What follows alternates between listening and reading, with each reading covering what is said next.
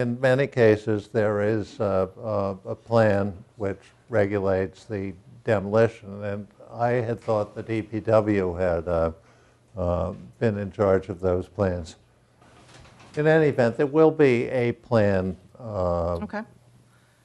and at least as I see this, any site plan approval, we would want there to be an adequate plan for demolition of the existing building. And then are you raising or lowering the grade of the existing parking lot? Depends where in the parking lot you are. The grading plan has all of the proposed and existing elevations on it. The grading plan is shown in sheet 4 of the plan set.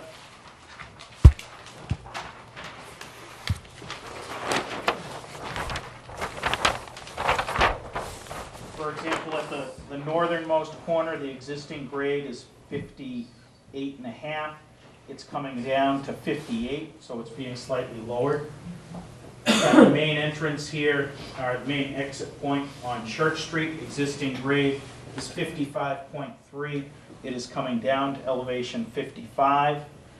In the middle of the site here, existing grade's 57. It's coming down to 56. It varies throughout the site.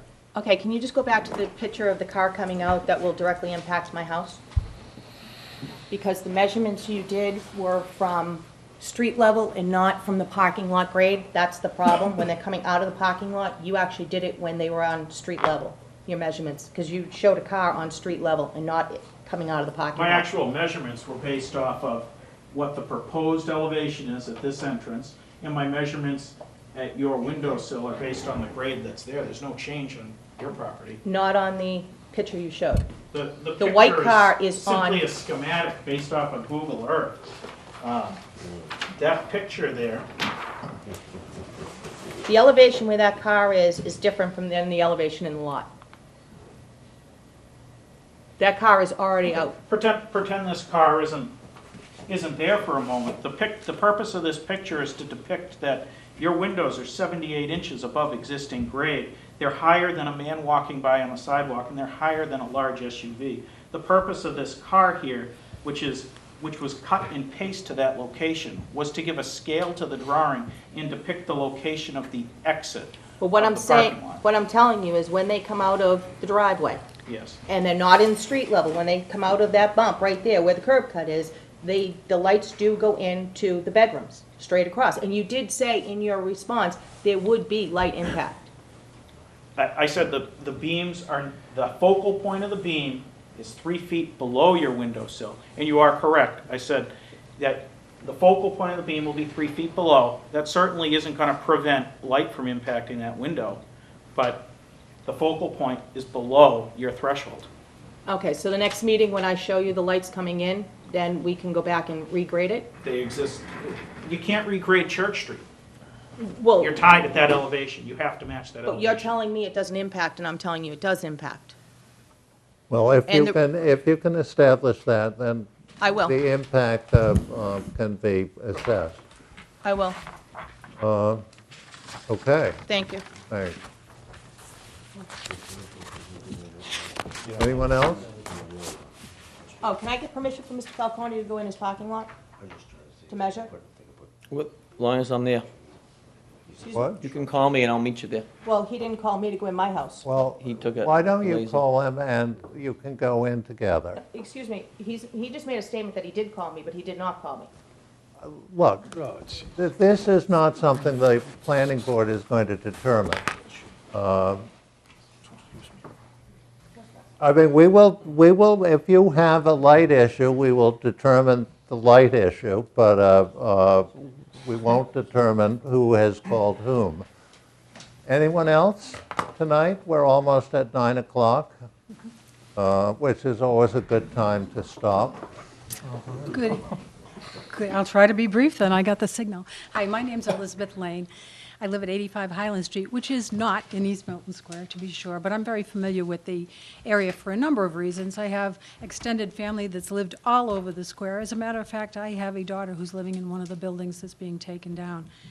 I'm really find it very interesting that so far in this process, there's been really no talk of the fact that there's the loss of 3 affordable rental units.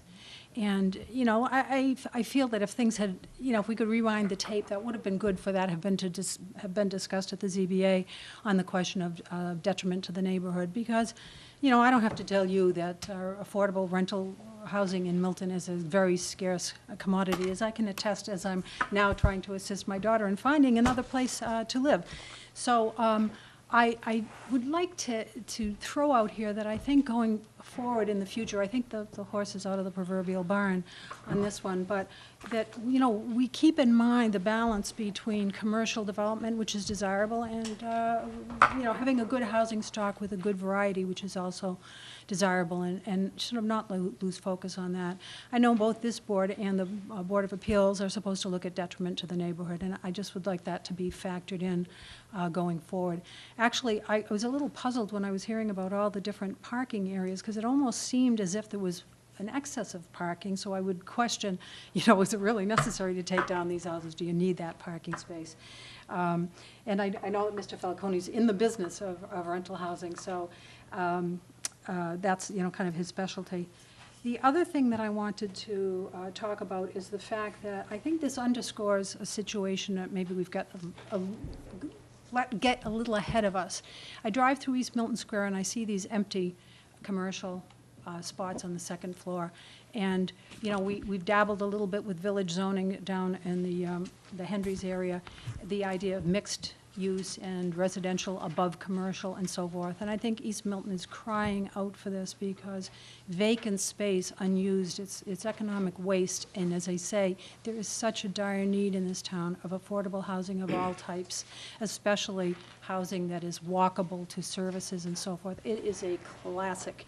And I know that this board is extremely influential on your policy setters. You make recommendations to the town meeting and so forth. And I guess I would like to ask for this to have more prominence going forward and have that part of the scheme, because, you know, there's limits to the commercial development that can be made in East Milton Square. It's really not, it has to be village scale. This particular proposal happens to be in a huge building that's been vacant for so long. It's being developed for a single use, not a mixed use. It would really be nice if we keep our eye on that and try to encourage that and keep that in mind in applications going forward. I know that under site plan, you're very limited. I do realize that. You can't prohibit a use that is an allowed use, and this use has obtained its permit. And so that is that. But in terms of managing the effects, I do really wonder about whether this site, this particular lot is really needed for this parking. But I'm laying down some policy issues for this board to consider now and in the future. So, thank you. Okay. Alex, can I Yes. address that? One of the many recommendations in the implementation section of our master plan is, in fact, to look at putting residential over commercial, not just in East Milton, but in all of our districts, so.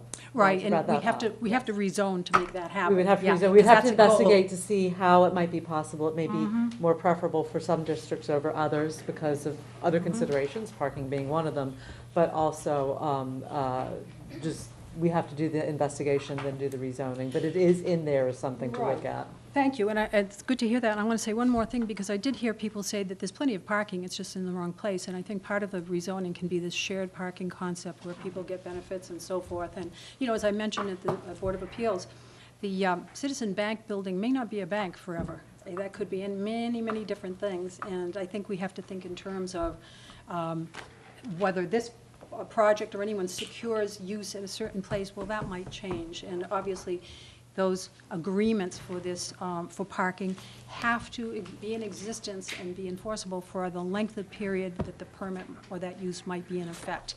So, you know, I was a little confused about what I heard at the Board of Appeals in terms of who had the agreement, the contract with Citizen Bank. Was it Abbey Park? Or did you have it? And I think it's important that there be a direct contractual relationship between each user of the parking and the parking space, not a kind of a piggyback kind of thing that could, if Abbey Park, for example, went out of business or turned into something else and they didn't need the parking, then what would become of that agreement with the bank? So, thank you for your attention. Okay, now, it does seem to me that since Abbey Park has been brought up, and since some people are wondering where they're going to get their parking henceforth after this restaurant goes into effect, do we have any ideas about that? Probably would have Vance Welch address that. Is that-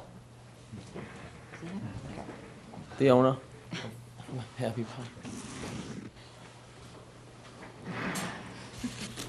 Thank you. Good evening. Well, we did discuss this at length at the Board of Appeals meeting, and included the various parking lots and how it would be managed through a valet service. So that was a big part of But it. you're going to, I would assume that you would amend your site plan approval for Abbey Park to make provision for the revised parking scheme I think if, and meeting the requirement for the requisite number of spaces. when we combined all the parking resources, there was ample parking for both restaurants. Okay, but currently, we have a site plan approval for Abbey Park, says you'll use these, you'll use Dolan, we specify where your parking is going to be. You're now going to rearrange the parking, right? Correct. So you should, that should be part of the site plan approval, because if someone were to read the site plan approval now, or once you change things around, they'd realize that you don't have the parking that the site plan approval requires, unless you get it changed. Well, that's why we put together a comprehensive plan that involved both restaurants. All right, so So you're we're going to suggesting that put he- this to the planning department to come up with a solution here. To amend your site plan approval, is what Alex is saying. You have the extra parking too, so you're losing at Franklin's. That means you have to work with me. Yeah, I mean, you're correct, that that site plan approval references the Falcone lot, so Right. you might want an amendment We to that. want to know, in other words, Abbey Park just can't say, okay, we've opened, we had the parking, now we have no parking. But you have, But- tell them you have. Well, they do have parking, they just haven't formally amended. They just the have, parking. but that's the point. Yes. You've got to replace the parking you're losing. And that's all we want to know has happened. And the way to do it is to amend the site plan approval. Right. And talk to Mr. Clark, because he will discuss with you how easy it is to do. Okay, Really? it is 9 o'clock. Does anyone else want to be heard? Yes, ma'am. Since I did my homework. All right. Yeah, is this your pen? Oh, not mine. Hi. I've attended all the meetings, has most, Diane DiTullio Agostino, town meeting member, former Milton select person, and, notice I said select person that time, and as most of the neighbors have done, I've attended all the meetings, and it's the first time I've ever been involved in a project now that I'm not on some other committee. In fact, I actually think I have the Abbey Park site plan with me, but I do know that from attending the zoning board of appeals meeting, that the number of available parking space, as a previous speaker said, are more than adequate. So that kind of gets back to what I had asked Alex to, or the chairman, to qualify the last time I was here, jurisdiction. And it's so difficult, and it's painstaking to watch residents who really have concerns go to different boards. I mean, we've got so many different boards here, but the chief of police was here tonight. He's very concerned, and he's going to address those issues. And I know change is always difficult, especially when it's in your own neighborhood, and it's really great that both the zoning board of appeals and the planning board are working together on this project. And I'll get to my final points in a second, but I do want to hand out copies of, thank you for bringing that, the master plan, if you could share these on yourselves over to the There should be 2 sets there. Just pass it down. It is a commercial zone property. So it was purchased as a commercial zone property. And I don't think anyone in the room, whether you're for the project or against the project, would ever put the kind of money out if all of a sudden you thought that the 2 buildings that you purchased to have for parking weren't going to be taken down for parking. As I mentioned last time, my neighbor is the original owner for over 30 years. So for 30 years, I've always known that the houses were purchased for parking, and they're not at the level of condition that they should be in to be habitable. They would need major renovations for a company like Falcone to allow residents to live in it. They're not completely dilapidated, but they're there to be torn down. It currently is vacant property, and I know that last time I forgot to mention that Harry used to come home with drug paraphernalia from the property, because that's what currently goes on there. And when you put in a business and you bring people into the area, you're going to push out that entity. I used to actually look at Harry and be amazed at how often this was occurring. The vandalism, I'm sure if you went behind Starbucks, the property was always being spray painted. So we're taking a vacant property, redesigning it, and when you do that, the property values in the neighborhood go up. And you can't discard that great benefit to bringing in something new. The biggest thing for me personally, I think you all should be thanked for the original permit you gave, which allowed all the businesses in the front, the facade. I had gone down there and Bill had shown me how the brick was ready to fall off, but making it handicap accessible is certainly an improvement for any building in the town. And I think people, when you live in a town where there's an old little town square, you forget about those things. And it's not just about wheelchairs. It's about little old men who need to go to the barber shop and they can't step up. So having that sidewalk, level, in fact, this was another thing Harry told me. He said for years he tried to get the town to fix the sidewalk because the people were tripping on it, young and old. So they sound like little things, but they're very, very, very important to improving the overall vibrancy as well as look and safety of East Milton Square. Some of the items I did personally, right now you do have cars going in and out. I think the engineer mentioned he's not changing the cut. So I did notice during the day shades were down. Maybe the developer, Mr. Falcone, could buy room darkening shades so that, it's something that you might consider. But the building, as you mentioned, the windows are substantially higher. It's amazing. And if your lights from your car are really going to impact that window to the degree that you would squelch this project, then I think you need to get your car, read the sticker on your front windshield checked, because we all get our cars checked. You go into the garage, there's a line, and the light can't fluctuate too much. So that's very interesting. I actually drove by the place last night to check out the lights, because I was hoping to see how the lights were working on the front, now that everything appears to be down, but they weren't on. So that might help the neighbors when they do see that, how they're working. I did Google the Traffic Study Commission. And the question you brought up about proposed versus were they looking at additional, and one of the frequently asked questions is how many additional spaces would be needed if the square expands, such as more stores or mixed-use housing? And the answer from the Traffic Commission, which is on the website for the town, if there is a change in business mix over time, more parking may be needed. The potential for future growth or change is why the town approved a middle-of-the-road approach that creates a modest amount of additional parking. So I think that gives this board 2 answers tonight. One, the proposed parking for the committee does have an increased number, but the second portion of the answer is the business before you is adding 25 spaces with the 2 houses.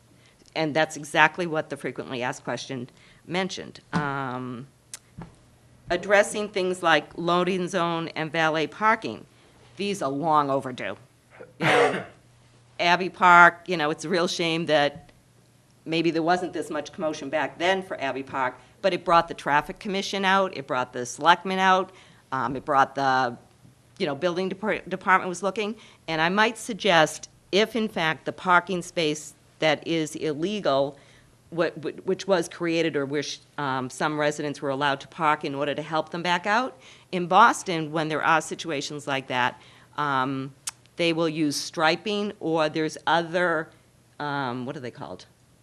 We actually use striping here. We've used it in other places. But what's the other thing that they started using in the square to make sure people didn't, like, Oh, bump out? cutouts, bump outs, thank you.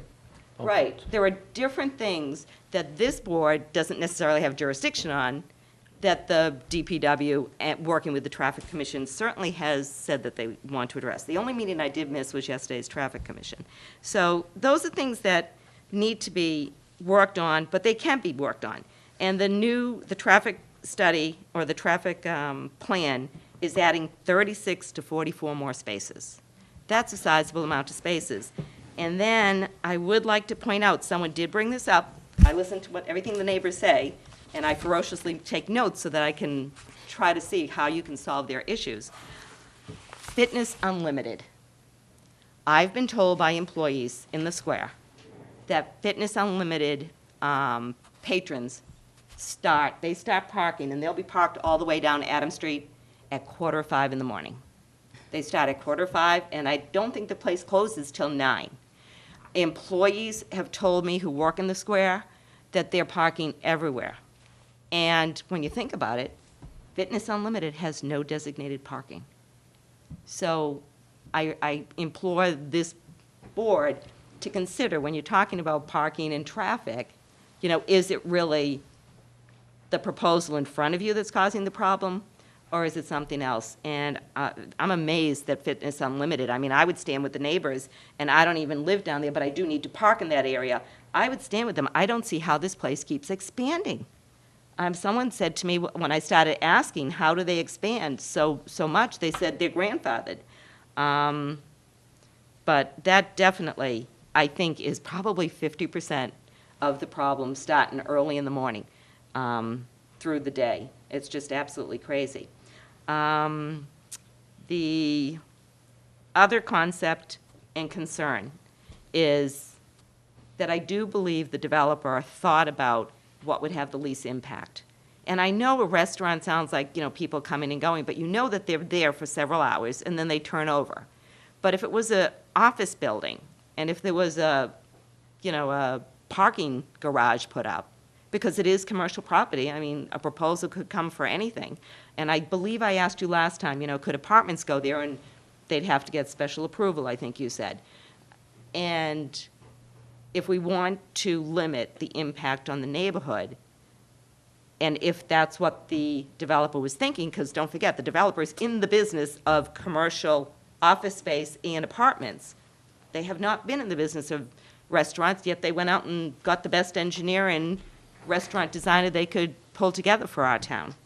So those are just some of the concerns that we try to approve a project which is going to have the least impact. And when you take the traffic study information, along with the additional parking, buying the Sprint building down on Granite Ave might sound like a distance, but if you've got a reliable valet, and if you've got all the extra parking spaces, plus, as another resident mentioned, they walk there. A lot of people do walk there. More people should probably walk.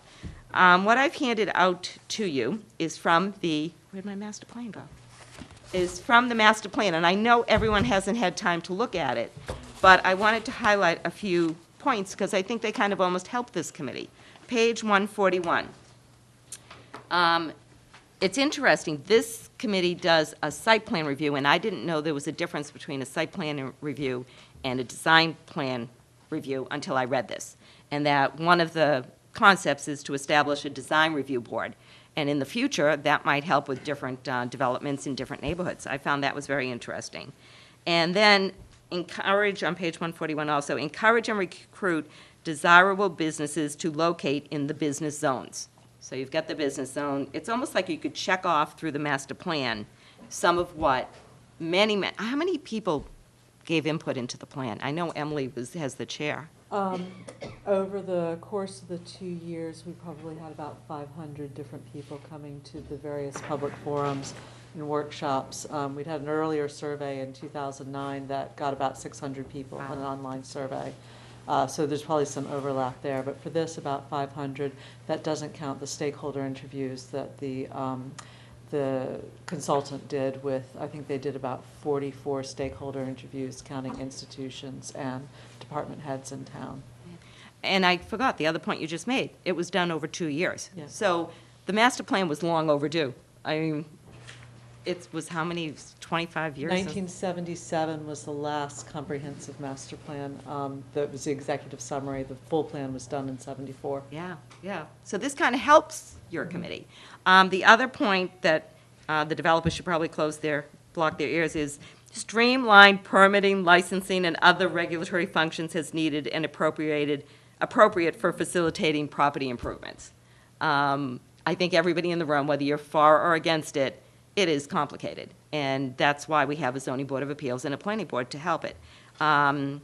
Increased capacity for identifying and attracting the desirable businesses. It just keeps going down the same list, basically, of what you have discussed with the developer and what you can check off. And beautifying the place, it's already halfway started when you drive through East Milton Square today, when you see the new storefronts. And overall, just improving East Milton Square. On page 150, it was interesting that it said, and I don't know how the neighbors feel, I'm just reading from the master plan, don't blame me, I'm just the messenger. Consider rezoning Mechanic and Bassett Streets from residential to commercial with parking. I had not really heard that discussed by the chief, and I didn't know if he agreed with it, but it's interesting that that came up, those exact two streets that are of the concern.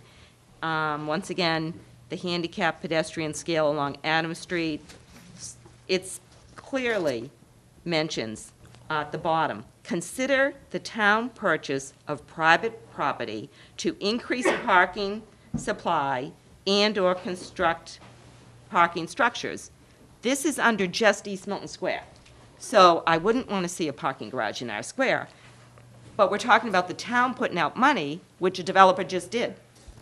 It's almost like on these 2 pages, the town is benefiting with somebody else's money, based on what the master plan says. And then it goes further under opportunities and recommendations, support reuse of the theater proposed for reuse as a restaurant. And granted, there's a lot of issues that have been discussed, reviewed, that you're going to include in the site plan. It was interesting reading what the other site plans have to do versus what a design plan does.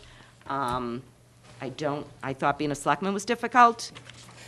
You always have an audience when there's a proposal in front of you, which we didn't always have it, so I don't envy the position you have. But I would say that there are ways to make sure that everything is done safely. And in fact, the crosswalk at Starbucks has been overdue for years. The loading zone, overdue for years. These are things that I think, with your experience and with the traffic commissioner's enforcement, police enforcement, I think that we're going to see a lot of new faces, sitting around tables and maybe coming up with some other new ideas. So I want to thank you very much for what's been a very interesting experience following this process through. Well, excellent. It's not over yet, but it's over for tonight. We're going to continue the hearing. If I might, may I just say You one might, thing? you might.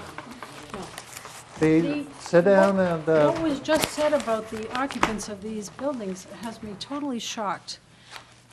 10 Church Street is occupied on one floor by a single professional woman and on the second floor by a single professional woman. The other building is occupied by a very nice family. These are not drug users and they are not vacant.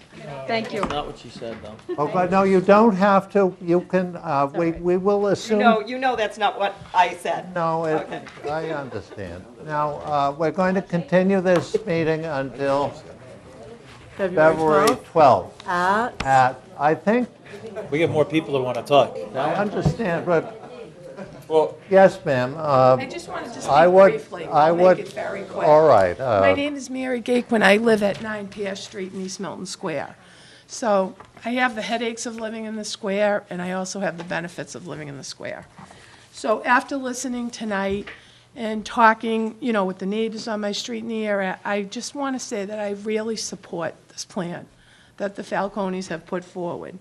I think that that building has been long abandoned, and I think it's always been of a concern of what would go in there, what would actually happen for everyone in that area. And just after listening tonight, I know that any project that goes in there, there's going to be concerns, there's going to be problems, but I feel confident and I feel fortunate that somebody is taking the time, the money, and the effort to address all of these. So I just want to speak in support of this as someone who lives in the square, and I really, when I first heard about it, was very much looking forward to it. I think part of living in Milton and living in East Milton Square is being able to walk down there. I walk in the evening down there. It's nice to see people going to Abbey Park, being in the square, and using it in the evening as well. So I just wanted to, I know it's been a long night for everyone, but I just wanted to really let everyone know as a neighbor and someone who lives there that I really support the plan. Okay, Okay? good. Thank you.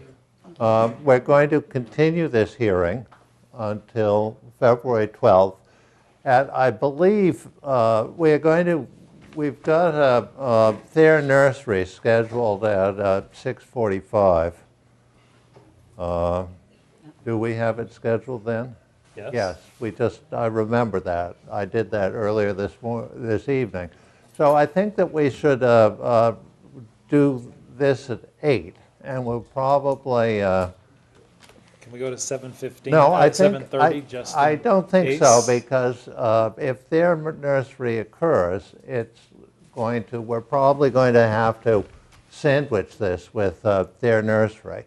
In other words, their nursery, I assume, will take 5 or 6 hours. And, yes. Just one question, if for some reason that Thayer Nursery needs to continue again, Yeah. or I think that's Bill's point. But is we having might wanna do people it- sit around unnecessarily I for understand that. long periods of time seems to me not to be a very friendly... Agreed. Your comment about 5 to 6 hours is a cumulative number. Right. Not It in is. one night. It is okay, good not point. on the 12th. Thank you. Yeah, all right, so Not on the continue to which time? I 8? think that we should continue it till 8. Okay. And then we will start meeting at 8 if they're All right. pops That's out. reasonable. Okay. 8. Bring your sleeping bag. Okay. In that case, Mr. Chairman, I move that we adjourn. All right. Do you all want to right. give him that as your draft? We are adjourned. That list? Yeah.